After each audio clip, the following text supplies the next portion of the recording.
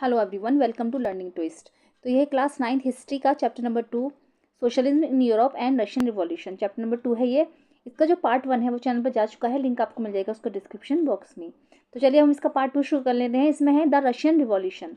ठीक है, तो जो सोशलिज्म था हमने पढ़ा है, सोशलिज्म जो कहाँ कहाँ पर फैला था, यूरोप, रशिया और यूएसए में।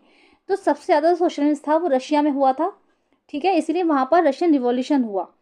इसको हम देखेंगे, क्या पढ़ेंगे इसमें आगे, देखेंगे क्या है। तो if one of the least industrialised of European states this situation was reverse. तो क्या था, जो रशिया में जो था, रशिया में क्या था कि वहाँ पर जो इंडस्ट्रियाँ थी बहुत ज़्यादा नहीं थी, कम थी, मतलब लीस्ट इंडस्ट्रियलाइज था वो। तो यूरोपियन स्टेट्स में तो जो सिचुएशन थी वहाँ की वो बिल्कुल बदल चुकी थी। Socialist took over the government in Russia through the October revolution of 1917। क्या हुआ था, जो रिवॉल्यूशन हुआ था ये अक्टूबर में 1917 में हुआ था। ये आप जो डेट है अच्छे से याद कर लीजिएगा, कब हुआ था, अक्टूबर रिवॉल्यूशन ऑफ 1917। तो इसमें क्या था, जो सोशलिस्ट थे, सोशलिस्ट के बारे में हमने पढ़ा था। सोशलिस्ट वो लोग होते हैं जो ये चाहते हैं कि पैसा जो है किसी एक इंसान के पास ना रहे, लोगों में बटे ये। तो इस तरीके से सोशलिस्ट लोग होते हैं। तो उन्होंने क्या कहा था, उन्होंने वहाँ की सरकार पे अपना कब्जा कर लिया था, टुक ओवर कर लिया था उसको, वहाँ की सरकार जो है गिरा दी थी उन्होंने, और फिर उन्होंने ये रिवॉल्यूशन किया था। द फॉल ऑफ मोनार्की इन फरवरी 1917, उन्होंने वहाँ की जो मोनार्की थी उसको गिरा दिया था 1917 में। And the events of October are normally called the Russian revolution. और जो इवेंट्स था अक्टूबर का, जो इवेंट्स था, मतलब गवर्नमेंट को उन्होंने गिराया सोशलिस्ट लोगों ने और उस पर अपना कब्जा बना लिया। तो जो ये है, ये जो रिवॉल्यूशन था ये रशियन रिवॉल्यूशन के नाम से जाना जाने लगा। ये कब हुआ था, ये हुआ था अक्टूबर 1917 में। समझ में आ गया आपको? चलिए अब आगे देखते हैं। तो how did this come about, ये मतलब कैसे हुआ। What were the social and political conditions in Russia, Russia में उस समय में क्या क्या सामाजिक और राजनीतिक परिस्थितियां रही थी व्हेन द रिवॉल्यूशन ऑक्यूर्ड, जब ये रिवॉल्यूशन हुआ। To the answer this question, इन क्वेश्चन का आंसर जानने के लिए let us look at Russia few years before the revolution. हमें जो है रशिया को जानने के लिए हमें जो है कुछ साल पहले, रिवॉल्यूशन से पहले जाना होगा। चलिए शुरू करते हैं इसको। तो द रशियन एम्पायर इन 1914, पहले एम्पायर देखेंगे किस तरीके से था। The in 1914 tsar Nicholas second, ये जार निकोलस है, ठीक है, tsar Nicholas second ruled Russia and its empire. तो क्या था, जैसे भारत में होता है राजा, इंग्लैंड में कहा जाता है किंग, तो ऐसे ही रशिया में वहाँ के राजा को जार कहा जाता था। ठीक है, क्या कहा जाता है, जार। तो tsar Nicholas second ruled Russia and its empire, उस पर रशिया पर शासन करता था और वो उसका एम्पायर था। Besides the territory around Moscow, उसकी जो कैपिटल थी, रशिया की जो कैपिटल है मॉस्को, ठीक है, रशिया की जो कैपिटल थी मॉस्को, तो उसके अलावा ये रशियन जो एम्पायर था बहुत बड़ा था। तो इसमें कितनी कितनी चीज देश आते थे, जैसे कि Finland, Latvia, Lithuania, Estonia, parts of Poland, Ukraine and Belarus, इतने सारे जो देश थे इसके अंडर में आते थे, इसके अधीन थे, सब इसके अंडर में आते थे। बहुत बड़ा देश था रशिया। ये आज भी वैसे बहुत बड़ा है, लेकिन उस समय भी वो ये बहुत बड़ा था। It stretch to the Pacific in comprise today's general central Asian states as well as Georgia, Armenia and Azerbaijan, ये सब इसके अंतर्गत आते थे, जैसे पैसिफिक का, और comprise today's central Asian states जैसे कि जॉर्जिया, अर्मेनिया एंड अजरबैजान, यानी कि बहुत बड़ा था ये Azerbaijan. The majority religion was Russian Orthodox Christianity, इसमें जो धर्म था यहाँ का, जो मेजोरिटी रिलीजन था, सबसे जो ज़्यादा विस्तार मात्रा में फैला हुआ था वो था ऑर्थोडॉक्स क्रिश्चियनिटी। ठीक है, तो लेकिन इसके अलावा भी यहाँ पर बहुत सारे जो समुदाय के लोग रहते थे, जैसे कि which had grown out of the Greek Orthodox church. यहाँ पर सबसे ज़्यादा था ऑर्थोडॉक्स क्रिश्चियनिटी होती थी, जो कि ग्रीक ऑर्थोडॉक्स चर्च के नाम से जाना जाता था। लेकिन यहाँ पर और भी समुदाय के लोग रहते थे, जैसे कैथोलिक्स हो गए, प्रोटेस्टेंट्स हो गए, मुस्लिम्स और बुद्धिस्ट। ठीक है, इतना समझ में आया आपको? चलिए अब आगे देख लेते हैं। देखो यह है रशियन एम्पायर, है ना, कितना सारा फैला हुआ है जगह जगह। इसकी जो बाउंड्री है वो जर्मनी तक फैली हुई है, देखो कितना बड़ा है ये, बहुत बड़ा साम्राज्य था। और आज भी रशियन जो है देश का सबसे बड़ा देश माना जाता है। तो नॉर्वे, डेनमार्क, सभी सब में फैला हुआ है, सारी जो है इसकी कैपिटल्स हैं, जो इसकी कैपिटल है मॉस्को, इसके अलावा फिनलैंड, लाटविया, लिथुनिया, सब में ये फैला हुआ था, बहुत बड़ा देश था। चलिए अब यहाँ का देखेंगे इकोनॉमी एंड सोसाइटी, यहाँ की इकोनॉमी की और समाज किस तरीके से था, इधर ही देखेंगे।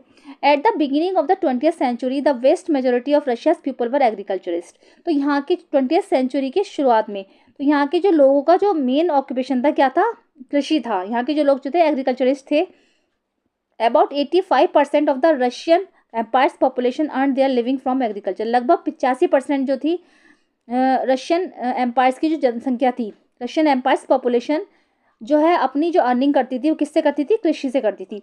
This proportion was higher than in most European countries, जितने भी यूरोपियन कंट्रीज थे उनमें सबसे ज़्यादा 85% यहाँ के लोगों का जो व्यवसाय था वो कृषि था, ठीक है। For instance in France and Germany the proportion was between 40% and 50%। France और जर्मनी में की प्रोपोर्शन के हिसाब से 40 से 50% के बीच में था ये। In the empire cultivators produce for the market as well as their own needs and Russia was a major exporter of grain. क्या था इस एम्पायर में, क्या था, जो कल्टिवेटर्स थे, यहाँ के कल्टिवेटर्स वो लोग होते हैं जैसे फसल वगैरह उगाते हैं, है ना, फसल वगैरह उगाते हैं, बड़े बड़े लैंड ओनर्स होते हैं, तो कल्टिवेटर्स जो फसल उगाते थे तो वो अपनी फसल को मार्केट में बेचने जाते थे। उसके बाद इतना उत्पादन करते थे वो इसका कि उसको अपनी ज़रूरत के हिसाब से भी रखते थे। And Russia was a major exporter of grain, इसीलिए रशिया जो था देश का सबसे बड़ा एक्सपोर्टर अनाज का माना जाता था। मतलब एक्सपोर्टर क्या होता है, जो सामान जो था वहाँ पर इतना मात्रा में बनता था कि वो लोग अपने लिए भी रखते थे, मार्केट में भी जाकर सेल करते थे और दूसरे बाहर के देशों को भी यहाँ से सामान भेजा जाता था, यानी कि मेजर एक्सपोर्टर ऑफ ग्रेन का रहा है।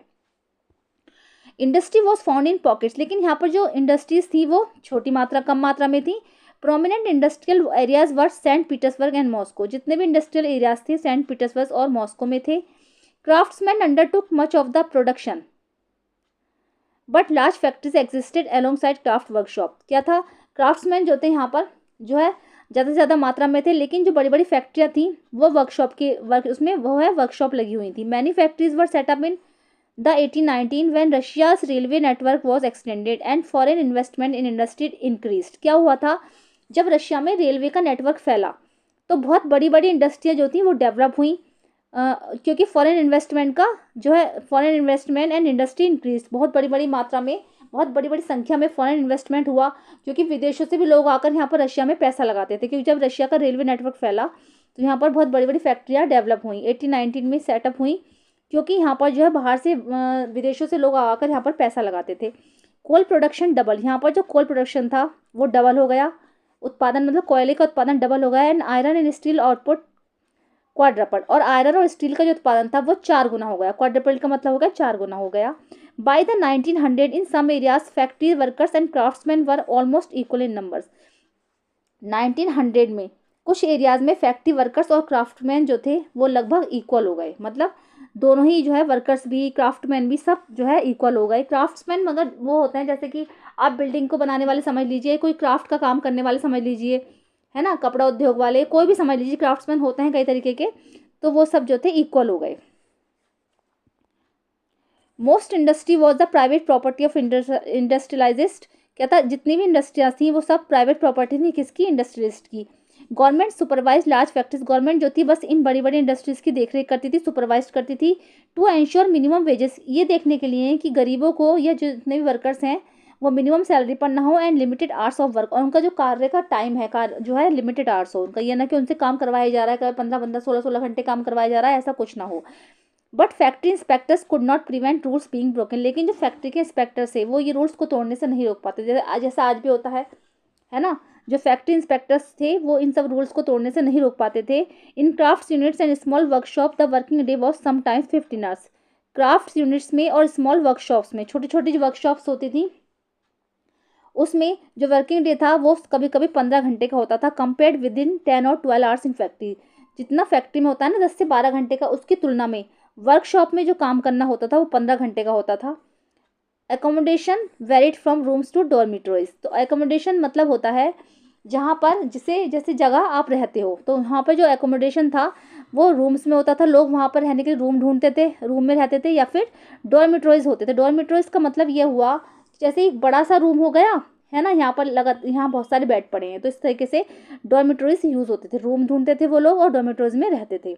एकोमोडेशन मीन्स होता है रहने की जगह, ठीक है, इस तरीके से वहाँ पर होता था। वर्कशॉप तो आपको पता ही है। Workers were divided social group, वहाँ के जो वर्कर्स थे वो एक सोशल ग्रुप में डिवाइडेड थे। Some had strong links with the villages from which they came, कुछ लोगों के जो है गाँव से लिंक थे जो वहाँ से आए थे। Others had settle in cities permanent, कुछ जो थे वहाँ पर जो है शहरों में ही परमानेंटली सेट हो गए थे। Workers were divided by skill, वहाँ के जो वर्कर्स थे वो स्किल्स के हिसाब से डिवाइडेड थे, जैसे मतलब कोई कुछ करता है कोई कुछ करता है, इस तरीके से वो लोग डिवाइडेड थे। A metal worker of Saint Petersburg record, एक जो सेंट पीटर्सबर्ग का मेटल वर्कर था वो उसको याद है, वो याद करता है कि metal workers consider themselves aristocrats among other workers. कि मेटल वर्कर्स जो थे कंसिडर करते थे कि वो अपने आप को सारे वर्कर्स से बहुत ऊंचा मानते थे, एरिस्टोक्रेट्स मानते थे वो, कि सबसे ज़्यादा वो मालदार माने जाते थे, सबसे ज़्यादा अच्छी फैमिली से माने जाते थे वो लोग। Their occupation demanded more training and skills. Women made up 31% of the factory labor force by 1914.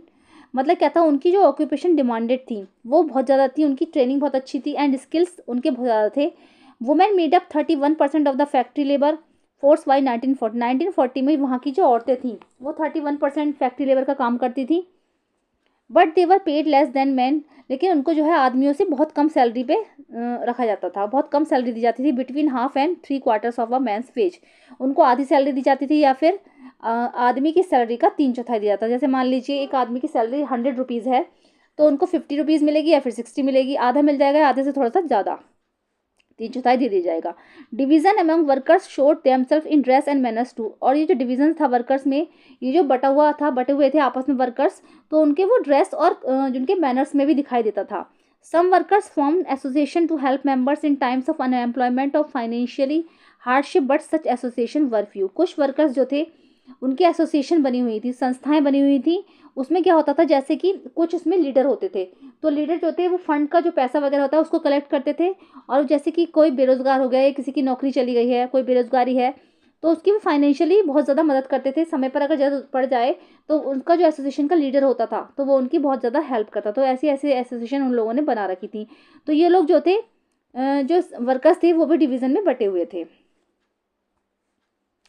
Despite divisions, workers did unit to strike stop work when they disagreed with employers about dismissal or work conditions. तो क्या होता था, ये जो workers थे, तो despite division workers थे, तो इनमें क्या होता था, एक यूनाइट होती थी जो कभी कभी काम को स्ट्राइक कर देती थी, हड़ताल करती थी, तो जिससे काम रुक जाता था। तो इससे मान लीजिए वो किसी काम से जो डिसएग्री हैं या फिर जो है उनमें परेशानी आ रही है, अनएम्प्लॉयमेंट की समस्या हो रही है, तो या वर्किंग कंडीशन अच्छी नहीं है, काम करने की स्थिति अच्छी नहीं है, तो इस पर वो स्ट्राइक कर देते थे। This strikes took place frequently in the textile industry. और ये सारी जो स्ट्राइक्स थी कहाँ कहाँ पर होती थी, टेक्सटाइल इंडस्ट्री में। ड्यूरिंग 1896 से 1897 तक चली थी स्ट्राइक। तो टेक्सटाइल होती है कपड़ा इंडस्ट्रीज, कपड़े का जहाँ मटेरियल वगैरह होता है टेक्सटाइल इंडस्ट्री बोलते हैं कपड़े की इंडस्ट्रीज को। तो ये कब हुई थी, 1896 से 1897 तक चली थी। And in the metal industry, और मेटल इंडस्ट्री में हुई थी कब, 1902 में। ठीक है, तो ये स्ट्राइक थी। स्ट्राइक के बारे में आपको समझ में आ गया स्ट्राइक क्या होती थी। इन the country side peasants cultivated most of the land. और कंट्री साइड में क्या होता था, कंट्री साइड मतलब जो आसपास का एरिया था, देश के आसपास का एरिया, गांव वगैरह के एरिया, तो उसमें जो किसान होते थे वो अधिकतर लैंड को कल्टिवेट करते थे, मतलब वही जो है उसको उस पर काम करते थे, फसल उगाते थे। But the nobility, the crown and the Orthodox church own large property. लेकिन जो नोबेलिटी मतलब जो बड़े बड़े अमीर लोग, इस तरीके से ले लो आप, अमीर लोग बोल समझ जाओ उससे, कि जो बड़े बड़े धनवान लोग होते थे, है ना, राजा हो गए, and Orthodox church own large, उनकी सबकी जो है बहुत ज़्यादा प्रॉपर्टी होती थी। जैसे कि like workers peasant too were divided, तो जिसमें कि जैसे वर्कर्स पीजेंट ये सब डिवाइडेड होते थे, किसान डिवाइड होते थे। They were also deeply religious but except in a few cases they had no respect for the nobility.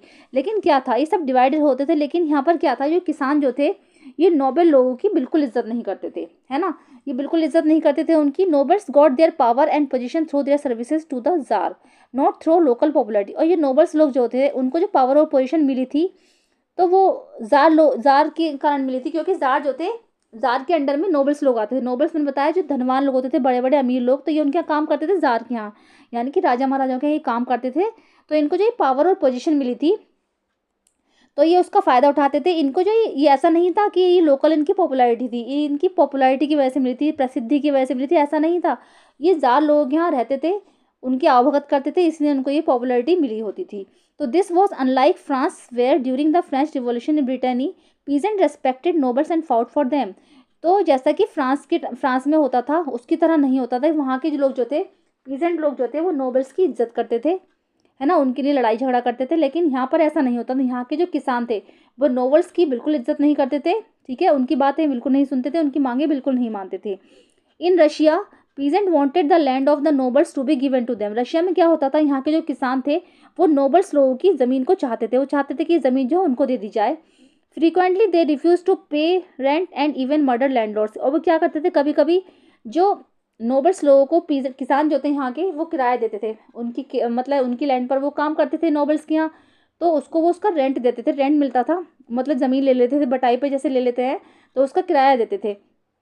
लेकिन कभी कभी क्या होता था, ये लोग जो है ना किसान जो लोग थे यहाँ पर नोबल्स को किराया देना भी बंद कर देते थे, और कभी कभी उनकी जो है मर्डर भी कर दिया जाता था, जो लैंडलॉर्ड्स होते थे उनका मर्डर कर दिया जाता था। In 1902 this occurred on a large scale in south Russia. ऐसा जो है साउथ रशिया में बहुत बड़े पैमाने पर ऐसा हुआ, कई बार जो है लैंडलॉर्ड्स की हत्याएं कर दी गई, क्योंकि जो बटाई पे जैसे अगर ज़मीन दे रहे हैं तो उसको आपको जो है खेत का कुछ ना कुछ आपको लैंडलॉर्ड को देना होगा, तो लेकिन इन लोगों ने ये सब देना बंद कर दिया और कभी कभी उनकी हत्या भी कर दी गई। And in 1905 such incident took place all over Russia. और 1905 में ऐसी बहुत सारी घटनाएं जो है पूरे रशिया में फैल गई, मतलब किसानों ने वहाँ पर अत्याचार करने शुरू कर दिए। ठीक है। Russian peasant were different from other European peasants in another way. Russian peasant जो थे, रशिया के जो किसान थे, वो यूरोपियन पीजेंट से डिफरेंट भी थे, बहुत सारे रास्तों में डिफरेंट थे।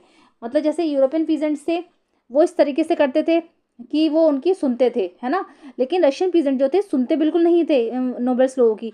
दे pooled their land together periodically and their commune divided it according to the needs of individual family. उनका कहना था कि जो एक लैंड है वो सबको बराबर बराबर मात्रा में मिलनी चाहिए। वो सोचते थे कि पूरी कम्युनिटी की लैंड हो, जैसे ये लैंड है मान लीजिए, तो उनका कहना था कि अगर यहाँ पर सबकी ज़मीन है तो पूरी कम्युनिटी की ही लैंड होनी चाहिए।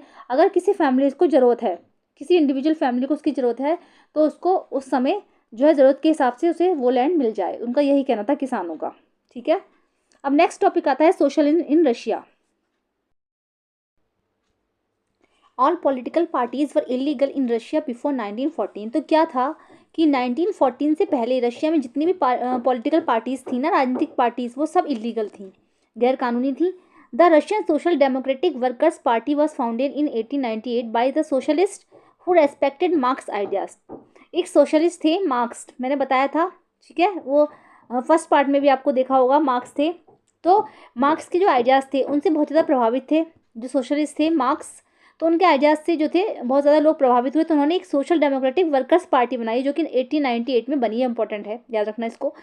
हु रेस्पेक्टेड मार्क्स आइडियाज़, ये हो गया। However because of government policy it had to operate as an illegal organisation. इसके क्या था कि सारी पार्टीज इलीगल थी, तो एक ही पार्टी बनी थी, सोशल डेमोक्रेटिक वर्कर्स पार्टी, जो कि 1898 में बनी थी, लेकिन फिर भी ये थी तो इलीगल ही, क्योंकि इसमें क्या था, it set up a newspaper mobilised workers and organise strikes. तो इसमें क्या था, न्यूज़पेपर छप रहे थे, मोबिलाइज्ड वर्कर्स थे इसके अंदर, और जो है स्ट्राइक्स वगैरह इसके अंदर होती थी, तो ये सब जो थी इलीगली थी। Some Russian socialist felt that the Russian peasant custom of dividing land periodically made them natural socialist. कुछ रशियन सोशलिस्ट जो थे उनका कहना था, उनका मानना ये था कि जो रशियन किसान हैं वो उनकी जो ज़मीन है ना, उसको क्या होता है, वो natural socialist periodically made them natural socialist, जो कि उनकी ज़मीन का कहना था कि उनकी जो ज़मीन है वो डिवाइड होनी चाहिए, तो वो ऐसा नहीं होना चाहिए, समुदाय के पास होनी चाहिए, वो एक कम्युनिटी के पास होनी चाहिए कि जिसको जब जितनी ज़रूरत हो उसको उतनी ही दे दी जाए। So peasant not workers would be the main force of the revolution. उनका कहना था कि किसान जो होते हैं वो वर्कर्स नहीं होते, जो है would be the main force of the revolution, क्योंकि वही जो है आंदोलन का मेन केंद्र है, उनका ये कहना था, क्योंकि उनके साथ अन्याय हो रहा था। And Russia could become socialist more quickly than other countries. और इसीलिए क्या था, रशिया में जो था और देशों की अपेक्षा वो ज़्यादा सोशलिस्ट बना, रशिया में ये सब चीज़ें ज़्यादा हुई।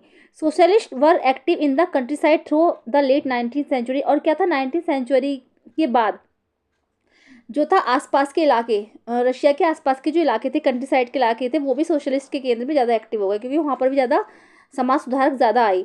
दे form the socialist revolutionary party 1900। उसके बाद वहाँ पर भी सोशलिस्ट रिवॉल्यूशनरी पार्टी बनी 1900 में। This party struggled for peasant rights and demanded that belonging to nobles be transferred to peasants. तो इस पार्टी ने ना बहुत ज़्यादा संघर्ष किया। क्यों संघर्ष किया अब इसने जो संघर्ष किया, किसानों के अधिकार और जो डिमांड थी उनकी जो मांगे थी उसके खिलाफ जो इस पार्टी ने बहुत ज़्यादा संघर्ष किया। उनका कहना था कि जो नोबल्स लोगों के पास ज़मीन है वो किसानों को दे दी जाए। नोबल्स, मैंने फिर बताऊंगी, नोबल्स लोग वो होते हैं जो बहुत ज़्यादा अमीर होते हैं, धनवान लोग होते हैं, तो बस आप इस तरीके से समझ लो। तो इसलिए उनका कहना था कि किसानों को ज़मीन दे दी जाए, क्योंकि वो बेचारे गरीब होते हैं, है ना, उनके पास ज़मीन वगैरह कुछ नहीं होती, वो दूसरों के यहाँ काम करते हैं, तो नोबल्स लोगों की जितनी भी ज़मीन है वो उनको ट्रांसफ़र कर दी जाए। Social Democrats disagreed with socialist revolutionary about peasant. Social Democrats जो थे वो इस बात से जो है डिसएग्री थे, वो असहमत थे, वो नहीं मानते थे कि जो है किसानों के खिलाफ जो ये सोशल रिवॉल्यूशनरीज हो रही थी। Lenin felt that peasants were not one United group. Lenin का कहना था कि सब देखो अलग अलग समाज सुधारक थे तो उनके विचार भी अलग अलग थे, क्योंकि सबके अलग अलग अपने अपने व्यूज होते हैं। लेनिन का कहना था कि वो महसूस करते थे कि that peasants were not one United group, क्योंकि किसानों को कोई जो है एक ग्रुप नहीं है, कुछ गरीब हैं कुछ अमीर हैं, है ना। Some work as labourers while others work capitalist. कुछ जो है गरीब किसान गरीब हैं तो वो किसी के यहाँ काम करते हैं, जमींदार लोग हैं वो काम करते हैं, और कुछ जो है कैपिटलिस्ट हैं, क्योंकि कुछ बहुत बड़े बड़े धनवान भी हैं किसानों में। तो हु एम्प्लॉयड वर्कर्स, जो अपने यहाँ वर्कर्स को रखते हैं। Given this differentiation with them they could not all B part of a socialist movement. इसलिए उनका कहना था कि ये सब जो है हमारे सोशलिस्ट मूवमेंट का पार्ट नहीं हो सकते, क्योंकि ये सब बटे हुए हैं आपस में। तो ऐसा नहीं है कि ये बहुत ज़्यादा परेशान है कि इनकी ज़मीन, नोबल लोगों की ज़मीन जो है इनको ट्रांसफ़र कर दिया है। तो सबके अपने अलग अलग मत थे। उनका कहना था कोई अमीर है कोई गरीब है, कोई गरीब है तो वो किसी का काम कर रहा है, कोई इतना अमीर है कि वो लोगों को अपने यहाँ काम पर रख रहा है। तो सब तरह के किसान थे। तो उन्होंने कहा था कि हमारे जो सोशलिस्ट मूवमेंट का ये हिस्सा नहीं बन पाएंगे। This party was divided over the strategy of organisation. इसीलिए क्या था, ये पार्टी जो थी वो डिवाइड हो गई। जो इसकी स्ट्रेटेजी थी उसके परिणाम स्वरूप ये जो है डिवाइड हो गई।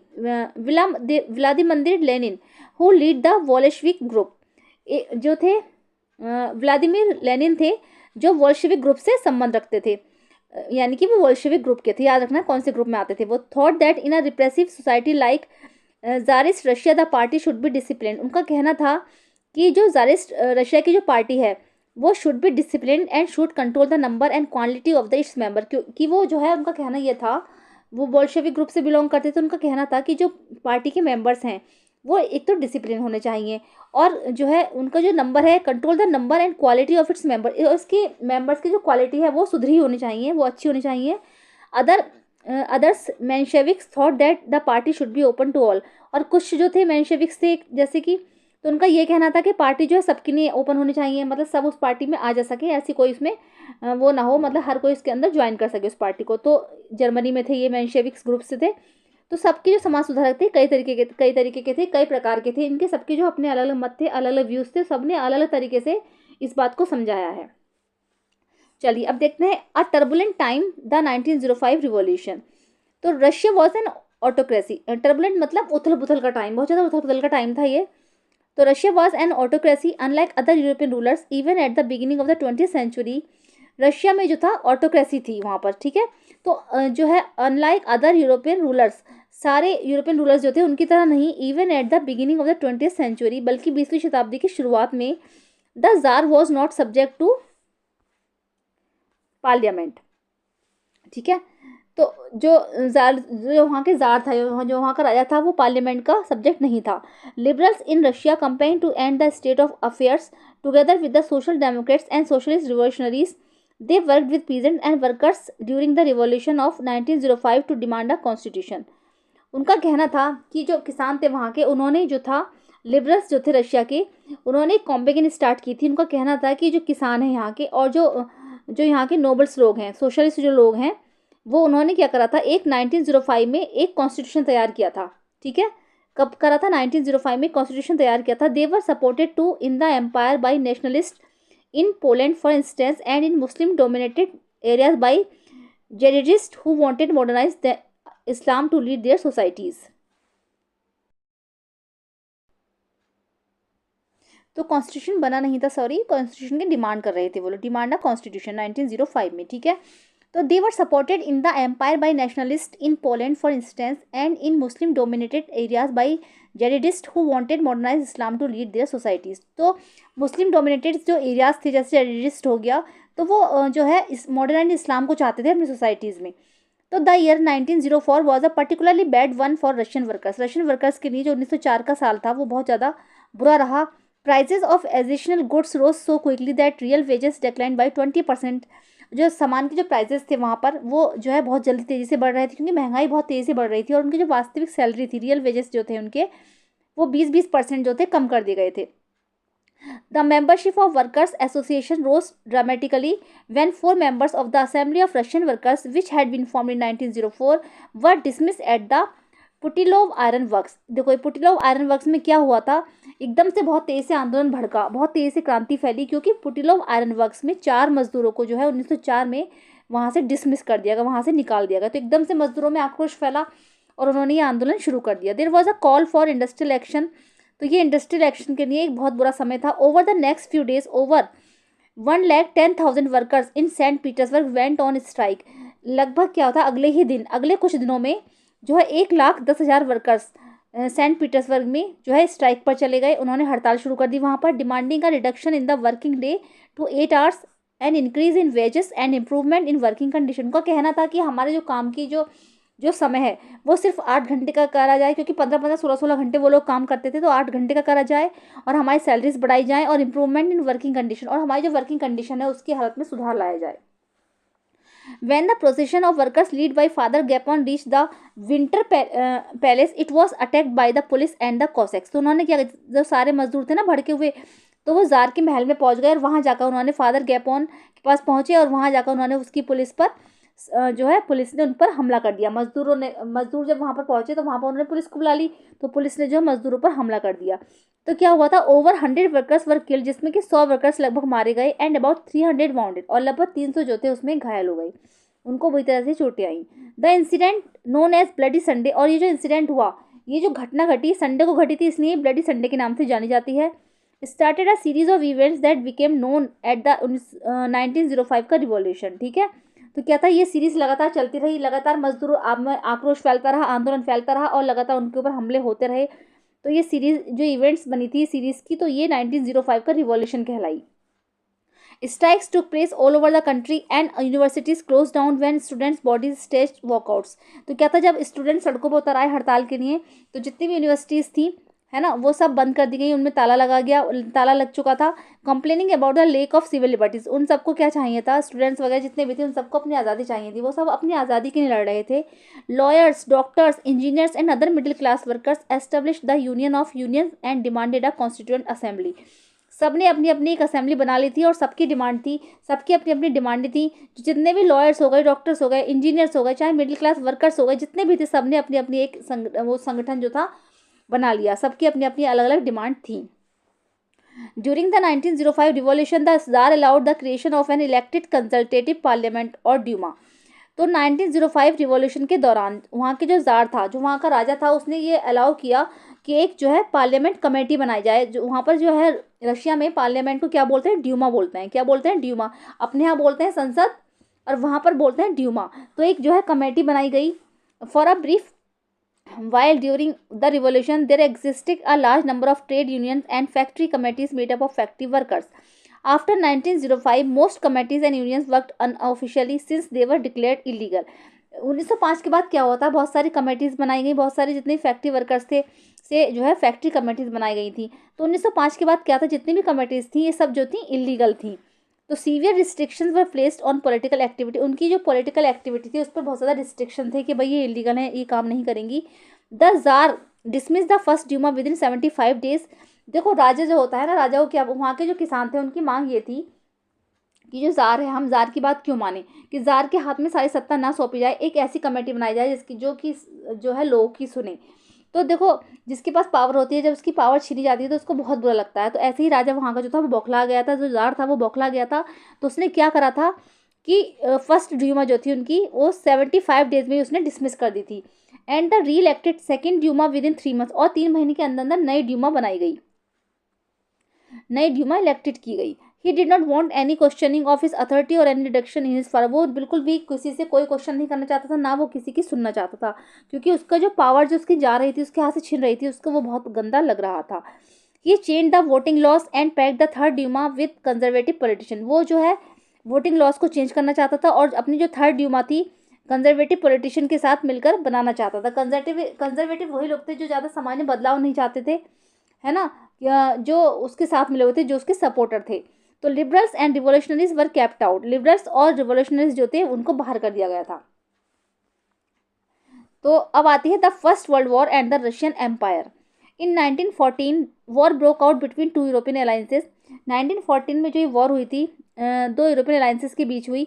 एक तो जर्मनी, ऑस्ट्रिया एंड टर्की, एक साइड में थे जर्मनी, ऑस्ट्रिया और टर्की, ठीक है, and France, Britain and Russia ये दूसरी साइड में थे, और इनके साथ में बाद में इटली और रोमानिया भी हो गए थे।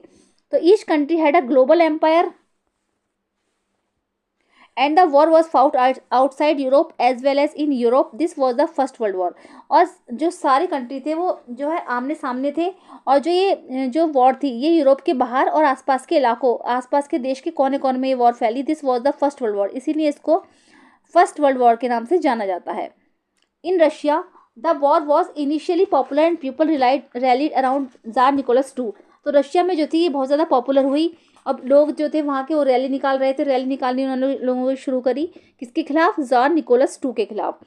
तो देखो क्या था, एक साइड में आप ऐसे ले लो, ईस्ट हो गया, सही है, इधर हो गया वेस्ट, है ना, इधर की साइड ले लेंगे हम वेस्ट, सॉरी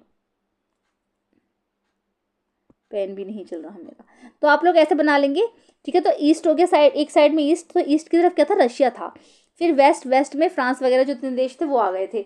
तो क्या था, रशिया में the war was initially popular and people rallied around the tsar Nicholas too. लोग वहाँ के जो थे जार निकोलस के खिलाफ आंदोलन कर रहे थे, रैली निकाल रहे थे। एज द वॉर कंटिन्यू, जैसे जैसे वॉर कंटिन्यू थी, the tsar refuse to consult the main parties in the Duma. तो जार जो था, जो ड्यूमा में जो पार्टीज थी उन सबको रिफ्यूज़ करता जा रहा था। सपोर्ट वर्ड थिन, और वहाँ की जो उसके जो सपोर्टर थे वो कमज़ोर होते चले जाते, उसको जो सपोर्ट थी वो नहीं मिल पा रही थी, क्योंकि जर्मनी उससे बहुत चिड़ा हुआ था उस time. Anti German sentiments ran high as can be seen in the renaming of Saint Petersburg a German name as Petrograd. ठीक है, तो जर्मनी जो था, जर्मनी उससे बहुत ज़्यादा चिड़ा हुआ था। तो जर्मनी में क्या था, सेंट पीटर्सबर्ग जो था उसका जो जर्मन नेम था पेट्रोगार्ड, ठीक है। तो वो बहुत ज़्यादा गुस्से में था। The tsarina Alexandra German origin and poor advisers especially a monk called Rasputin made the autocracy unpopular. क्या था, मतलब इन लोगों की जो राजशाही थी, वहाँ की जो क्वीन थी जारिना अलेक्जेंड्रा, और उसकी जो एक पुअर एडवाइजर थी, ठीक है, तो और specially a monk called Rasputin made the autocracy unpopular. तो उनका जो राजशाही थी वो, क्योंकि वो खतरे में थी, वो बिल्कुल खत्म हो चुकी थी, खत्म हो रही थी वहाँ की जो थी। स्पेशली ये कहा जाता है रासपुतिन और उनका जो है अफेयर चल रहा था। आपको ये एग्जाम में लिखने की जरूरत नहीं है वैसे, लेकिन जो राजशाही थी वो वहाँ की खतरे में पड़ रही थी। The First World war on the eastern front deferred from the that on the western front. ठीक है, ये फर्स्ट वर्ल्ड वॉर जो थी ईस्टर्न फ्रंट और वेस्टर्न फ्रंट से डिफर्ड है, क्योंकि देखो एक साइड हो गया ईस्ट और वेस्ट के हिसाब से ले लीजिए, मैंने भी आपको बताया है। In the west armies fought from trenches stretched along eastern France. तो जो वेस्ट आर्मीज थी जब वो लड़ रही थी तो उसने बड़े बड़े गड्ढे खोदे थे, वो गड्ढों में जो बैठ कर लड़ाई लड़ रहे थे उन्होंने, जो ईस्टर्न फ्रांस में जो आता है। In the east आर्मीज moved a good deal and fought battles leaving large casualties. और ईस्ट में आर्मीज में क्या हुआ था, वो आगे बढ़ती ही चली जा रही थी, बढ़ती ही चली जा रही थी, ऐसा कुछ नहीं हुआ था। वो उन्होंने गड्ढे वड्ढे खुद नहीं खोदे थे, बस वो वहाँ पे चलते ही चले जाते, चलते ही चले जा रहे थे। Defeats were shocking and demoralising. जो हार हो रही थी वो बहुत ज़्यादा शॉकिंग थी। Russia's आर्मीज lost badly in Germany and Austria between 1914। Russia की जो आर्मी थी वो जर्मनी में बुरी तरीके से और ऑस्ट्रिया के बीच जो लड़ाई हो रही थी उसमें बुरी तरीके से 1914 में हारी एंड 1916 में। तो there were over 7 million casualties by 1917। तो क्या था, लगभग 70 लाख जो थे सेना जो थी जर्मनी एंड ऑस्ट्रिया की बिटवीन 1914 1916 के बीच में। There are over 7 million casualties by 1917। तो 1917 में लगभग 70 लाख लोग मारे गए। As the retreated the Russian army destroyed. और जो रशियन आर्मी थी वो बिल्कुल बर्बाद हो गई। तो रशियन आर्मी जो थी वो क्रॉप्स और buildings to prevent the enemy from being able to live off the land. तो रशियन आर्मी जो थी वो जब चलती जाती थी आगे तो वो अपनी फसलें और बिल्डिंग जो है बर्बाद करती जा रही थी, क्योंकि उनको ये डर था कि कहीं जर्मनी वाले यहाँ पर आकर अपना कब्जा न जमा लें। The destruction of crops and buildings lead over 3 million refugees in Russia. अब क्या था, जब ये लोग जब सड़कों पर चल रहे थे ना रशिया वाले, तो ये बिल्डिंग्स अपनी गिराते हुए चले जा रहे थे, अपनी सड़कों पर जो फसलें थी उसको नुकसान पहुंचाते चले जाते, जिससे कि जर्मनी के लोग यहाँ पर आकर कब्जा न जमा लें। तो क्या था, ये लोग अपने ही देश में शरणार्थी बन गए थे। लगभग 30 lakh refugees in Russia. Russia में लगभग 30 लाख रिफ्यूजीज इकट्ठा हो गए थे, क्योंकि इनको रहने के लिए कहीं जगह ही नहीं मिल रही थी, कोई खाने का ठिकाना नहीं था इनका। The situation discredited the government and the tsar. तो क्या था, सिचुएशन जो थी वहाँ की गवर्नमेंट की और जार की बहुत ज़्यादा ख़राब हो गई थी। Soldiers did not wish to fight such a war. अब जो वहाँ के सिपाही थे वो बिल्कुल जो है लड़ाई के मूड में नहीं थे, वो बिल्कुल भी नहीं चाहते थे कि वॉर दोबारा हो, वॉर मतलब चलती रहे। The war also had a severe impact on industry. इस वॉर ने जो है इंडस्ट्री पर बहुत गहरा इफेक्ट डाला। Russia's own industries were few in number and the country was cut off from other suppliers of industrial goods by German control of the Baltic sea. तो क्या था कि रशिया में एक तो इंडस्ट्रीज बहुत ज़्यादा कम थी और जितनी भी थी वो सब बेकार हो गई थी, क्योंकि वहाँ पर जो है सामान ही नहीं आ रहा था। तो सामान में जो प्रोडक्शन ही नहीं होता तो इंडस्ट्रीज चलती कैसे। तो क्या था, जो बाल्टिक सी था, बाल्टिक सी में देखो ऐसा था, बाल्टिक सी जो है वो बीच में है। इस साइड रशिया है मान लीजिए, इस साइड मान लीजिए जर्मनी है। तो जर्मनी से सामान रशिया में जाता था इस तरीके से। तो जर्मनी ने सारे जो है कनेक्शन थे रशिया से ख़त्म कर लिए थे, क्योंकि जर्मनी ने रशिया पर अटैक किया था तो सारे कनेक्शन ख़त्म हो गए थे। तो इसलिए वहाँ पर उसको सामान नहीं मिलता था, जितनी भी इंडस्ट्रीज थी वो सब खत्म हो रही थी। Industrial equipment disintegrated more rapidly in Russia than elsewhere in the Europe.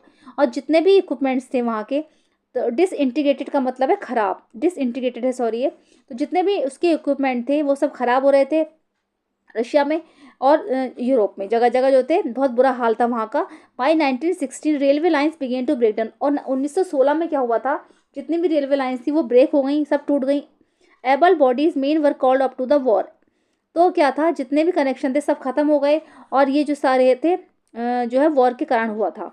As a result there were labour shortage and small workshop producing essential were shut down. तो क्या था, जितनी भी एबल बॉडीज थी वहाँ पर उन सबको वॉर में बुलाया गया। मतलब जितने भी ये कहते हैं लोग भाई जल्दी से तुम वॉर में पहुंचो, सबको वहाँ पर बुलाया गया। और तो इसका परिणाम ये हुआ कि लेबर की शॉर्टेज हो गई, मजदूरों की कमी हो गई। और जो small workshop producing essential were shut down, जितनी वर्कशॉप थी, छोटे छोटे कारखाने लगे हुए थे वहाँ पर, वो सब बंद हो गए। Large supplies of grain were send to feed the army. और जो है आर्मी के लिए बहुत ज़्यादा जो है अनाज की कमी पड़ती थी वहाँ पर, तो बहुत बहुत सारा अनाज जाता था वहाँ पर, तो अनाज की भी वहाँ दिक्कत हो गई। For the people in the cities, शहरों में रहने वाले लोगों के लिए bread and floor becomes scarce. तो जो रोटी और आटे की बहुत ज़्यादा कमी पड़ गई, ब्रेड और आटे की बहुत ज़्यादा कमी पड़ गई, वहाँ के लोग ज़्यादा ब्रेड खाते हैं, तो ब्रेड और आटे की बहुत ज़्यादा कमी हो गई। बाय द विंटर ऑफ 1916, 1916 का विंटर आते आते riots at bread shops were common. Bread shops में जो है वहाँ पर जो है रैलियाँ निकलने लगी, बहुत वहाँ पर बहुत ज़्यादा झगड़े होने लगे। यानी कि 1916 का विंटर्स आते आते ब्रेड शॉप्स में झगड़े वहाँ के कॉमन हो गए। ठीक है, चलिए इसका पार्ट 3 शुरू करेंगे हम नेक्स्ट वीडियो में। मिलते हैं नेक्स्ट वीडियो में। Thank you so much.